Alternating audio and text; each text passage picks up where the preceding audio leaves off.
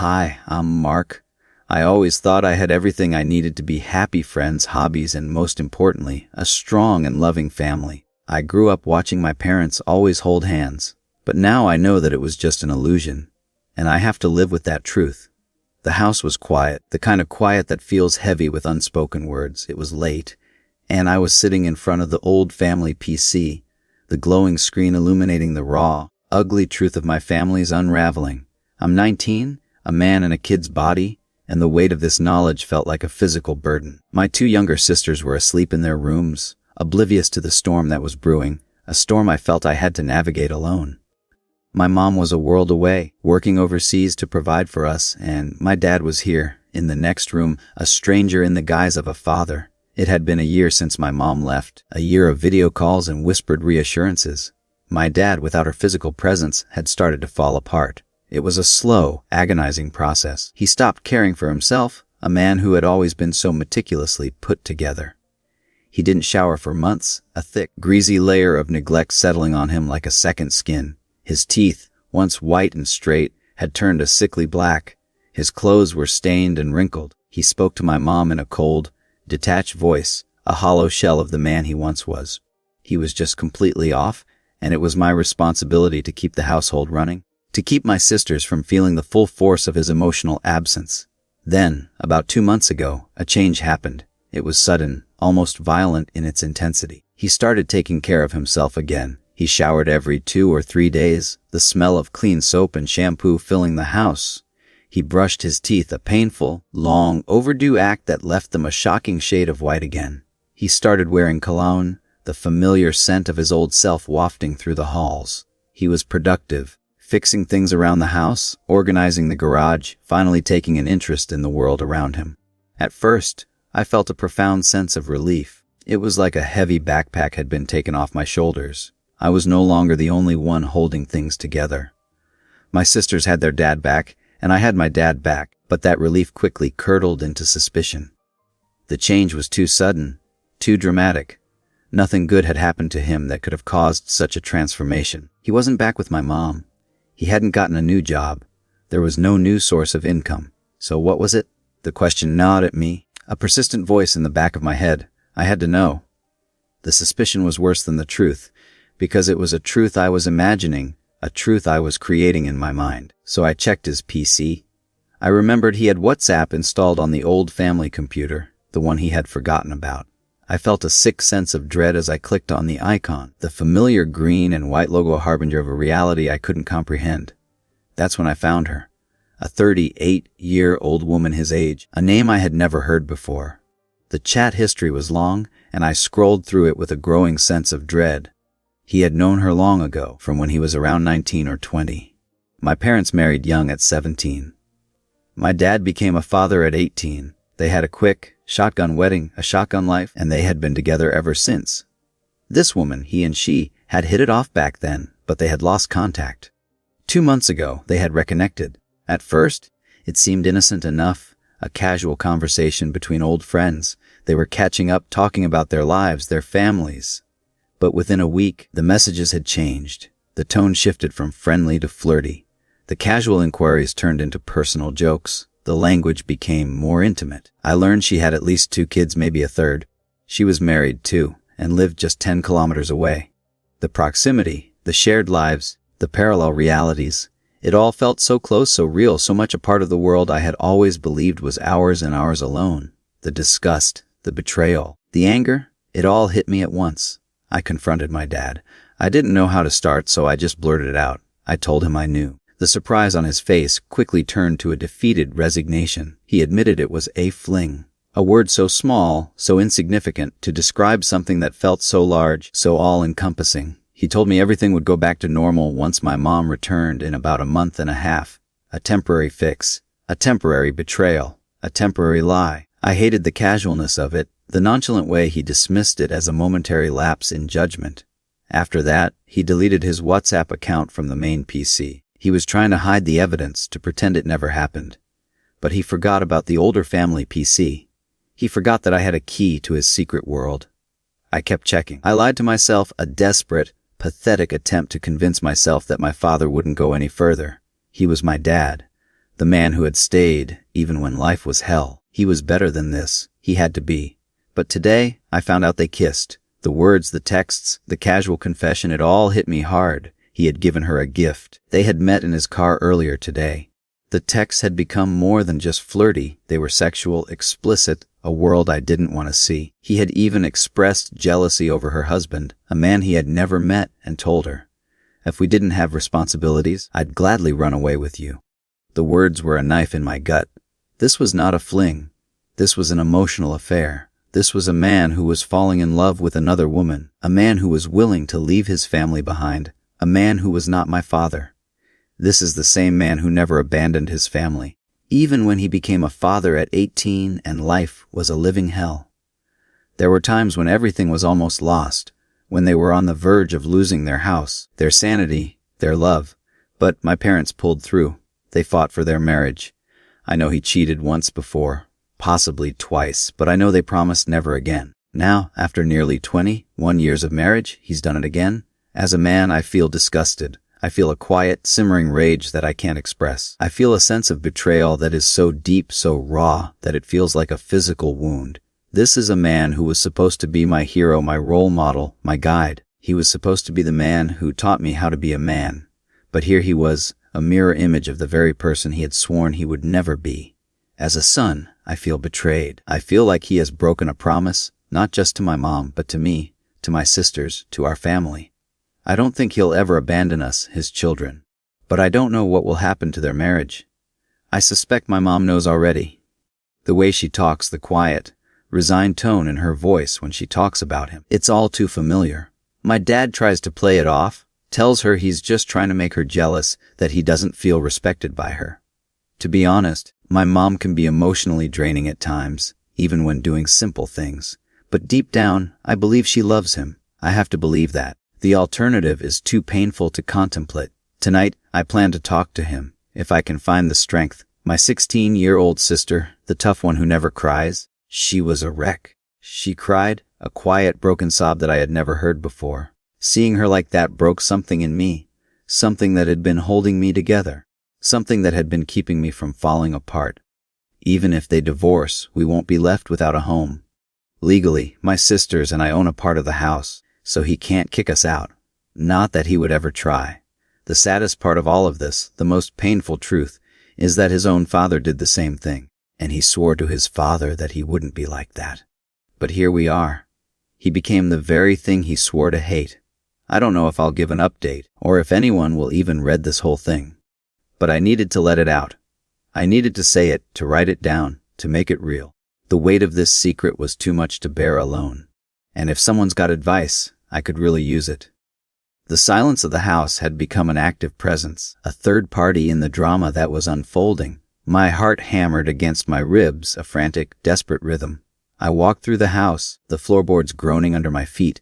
My dad was in his room, the light under his door a beacon of the conversation I was about to have. I felt a profound sense of fear, a primal terror of what this conversation would unleash. The truth once spoken could never be unsaid.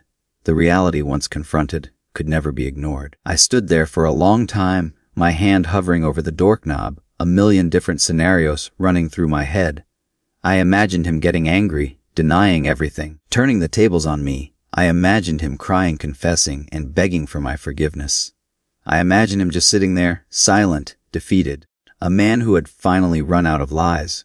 The thought of all these possibilities, of all the different ways this conversation could go, was almost as terrifying as the conversation itself. But I knew I couldn't back down. Not now.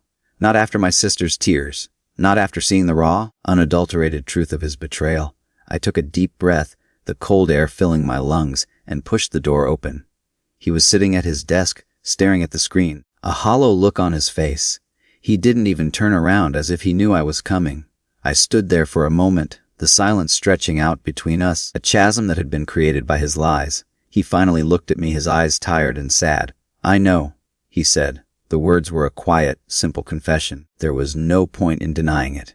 The evidence was overwhelming.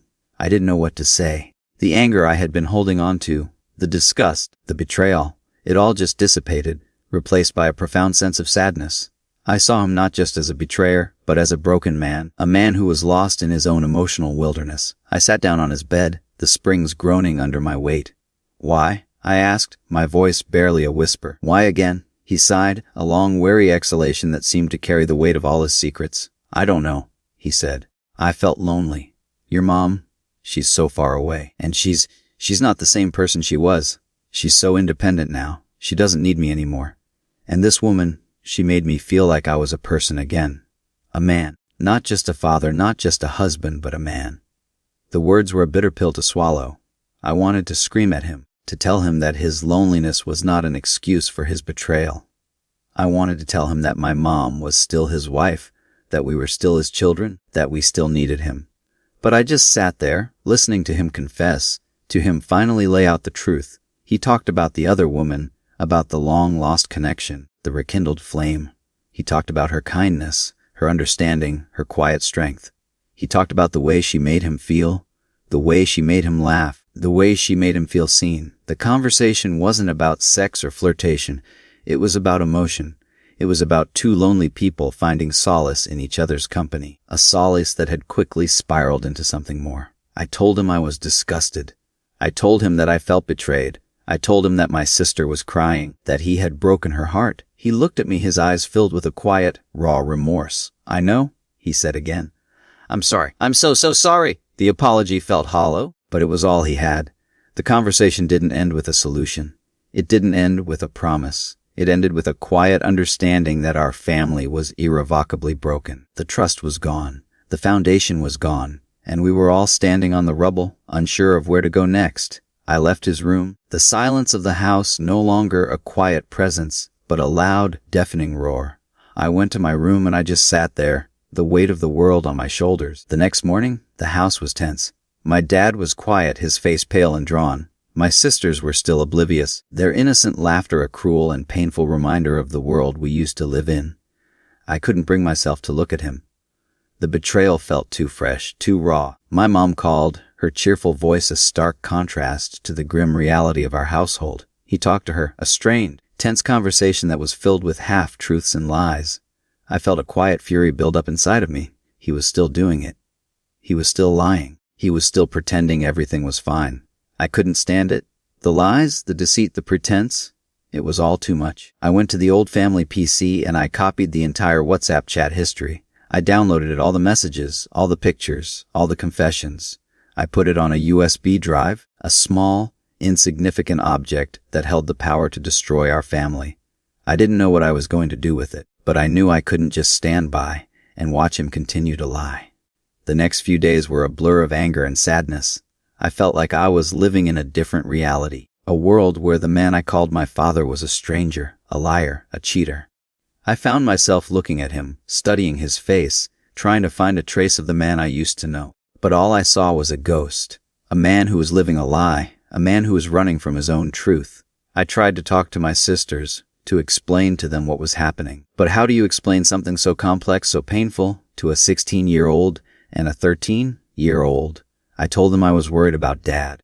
I told them he was going through a tough time. I told them we had to be there for him. They looked at me with a quiet, trusting innocence, and I felt a profound sense of shame. I was lying to them just like he was lying to all of us. The cycle of deceit had already begun. The weight of the secret, the burden of the truth, was all on my shoulders. I was the only one who knew. I was the only one who had the power to expose him.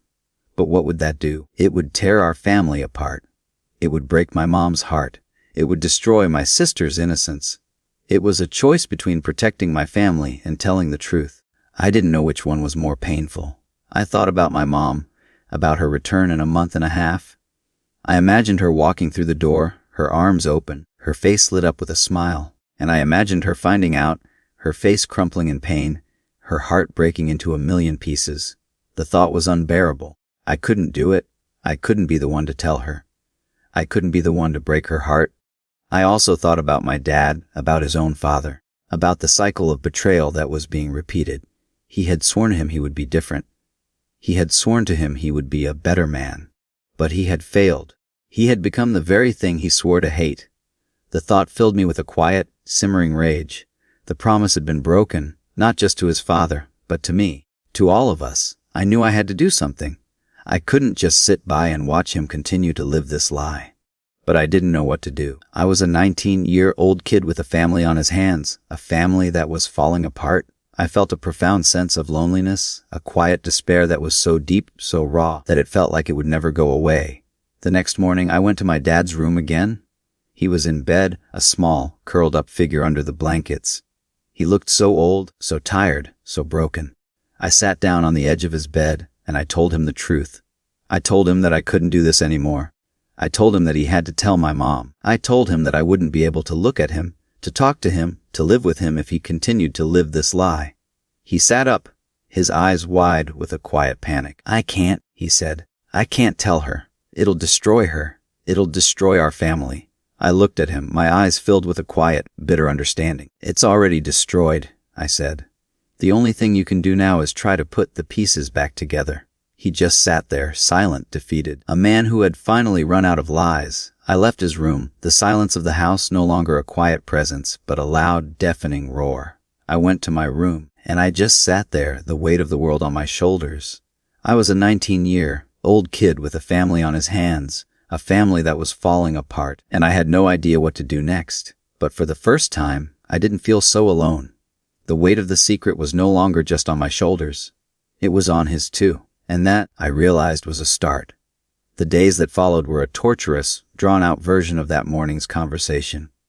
The tension in the house was palpable, a thick, suffocating air that made every breath feel like a struggle. My dad was a phantom, a quiet presence that moved through the house with a defeated air. He would try to make small talk, to ask me about my day, but his voice was strained, and his eyes were full of a quiet desperation. I couldn't bring myself to answer him. My silence was a weapon, a quiet act of rebellion. I was punishing him not just for his betrayal, but for his cowardice. He had chosen to live a lie, and now he was too afraid to face the consequences. My sisters, bless their innocent hearts, were still in the dark. They would try to engage with my dad, to ask him to play a game, to help them with their homework. He would try, a strained smile on his face, but his heart wasn't in it. His eyes were sad, and he would often get up and walk away, a quiet defeat in his shoulders. They would look at me, their faces full of confusion, their eyes asking a question I couldn't answer. I felt a profound sense of guilt. I was the one who knew the truth, the one who was holding the secret, and I was the one who was letting them live in this false sense of security. I found myself going to the old family PC every night. I would open the WhatsApp chat, and I would read the conversations again and again. The words, the casual flirtation, the promises of a future they would never have. It was all a painful, self-flagellating exercise. I was trying to understand, to make sense of a reality that defied logic. I was trying to find a reason, a justification, an explanation for his behavior. But all I found was a man who was lonely, a man who was lost, and a man who had made a series of selfish and destructive choices. I thought about the other woman. The conversations were a window into her world, too. I learned about her kids, about her husband, about her own sense of loneliness. She was in a loveless marriage, a life that was full of quiet desperation. She was looking for an escape, a fantasy, a temporary reprieve from a life that felt like a prison. I didn't hate her anymore. I didn't feel a quiet fury towards her. I felt a profound sense of sadness. She was a victim, too, a victim of her own circumstances, a victim of a life she didn't choose. I started to think about my mom. I imagined her on the other side of the world, working hard, saving money, all for our future. I imagined her looking at his face on a video call, her heart full of love, her voice full of a quiet, unassuming trust. I imagined her believing his lies, her heart breaking a little more with every word she said. The thought was unbearable. I couldn't just stand by and watch him continue to lie to her. I couldn't be a part of this lie anymore. I went to my room and I took out the USB drive. It was a small, insignificant object, but it held the power to destroy our family. I stared at it for a long time, my heart a frantic drum against my ribs. What was I going to do? I couldn't just email it to her. I couldn't just drop this bomb on her and expect her to survive. It was a betrayal of a different kind, a betrayal of her trust, a betrayal of my love for her. I decided to give him an ultimatum, a final definitive choice. I would not tell my mom. I would not send her the messages, but he had to. He had to tell her the truth, the whole truth and nothing but the truth. He had to be a man. He had to face the consequences of his actions. and he had to do it before she came home. I went to his room again. He was sitting at his desk, staring at a blank screen. He looked so defeated, so lost. I sat down on his bed, the springs groaning under my weight. "You have to tell her," I said, my voice quiet but firm. "You have to tell her before she comes home. And you have to tell her everything. No more lies. No more half-truths. The whole story." He looked at me, his eyes wide with a quiet panic. "I can't," he said. "I can't do it. It'll destroy her. It'll destroy us." I looked at him, my eyes filled with a quiet, bitter understanding. "It's already destroyed," I said. "The only thing you can do now is try to put the pieces back together." He just sat there, silent, defeated, a man who had finally run out of lies. I left his room, the silence of the house no longer a quiet presence, but a loud, deafening roar.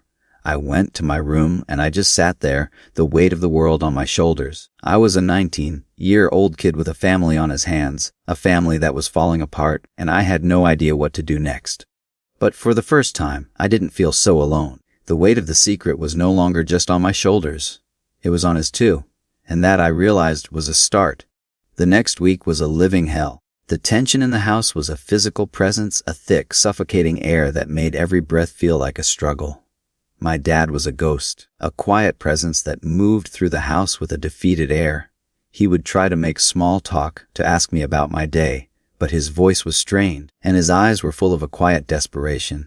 I couldn't bring myself to answer him. My silence was a weapon, a quiet act of rebellion. I was punishing him, not just for his betrayal, but for his cowardice. He had chosen to live a lie, and now he was too afraid to face the consequences. My sisters, bless their innocent hearts, were still in the dark. They would try to engage with my dad, to ask him to play a game, to help them with their homework. He would try, a strained smile on his face, but his heart wasn't in it. His eyes were sad, and he would often get up and walk away, a quiet defeat in his shoulders. They would look at me, their faces full of confusion, their eyes asking a question I couldn't answer. I felt a profound sense of guilt. I was the one who knew the truth, the one who was holding the secret, and I was the one who was letting them live in this false sense of security. I found myself going to the old family PC every night. I would open the WhatsApp chat, and I would read the conversations again and again. The words, the casual flirtation, the promises of a future they would never have. It was all a painful, self-flagellating exercise.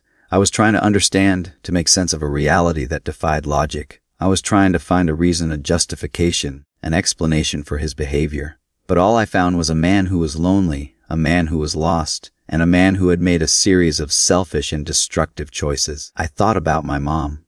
I imagined her on the other side of the world, working hard, saving money, all for our future. I imagined her looking at his face on a video call, her heart full of love, her voice full of a quiet, unassuming trust. I imagined her believing his lies, her heart breaking a little more with every word she said. The thought was unbearable. I couldn't just stand by and watch him continue to lie to her. I couldn't be a part of this lie anymore. I decided to give him an ultimatum, a final definitive choice. I would not tell my mom. I would not send her the messages, but he had to. He had to tell her the truth, the whole truth, and nothing but the truth. He had to be a man. He had to face the consequences of his actions, and he had to do it before she came home. I went to his room again. He was sitting at his desk, staring at a blank screen.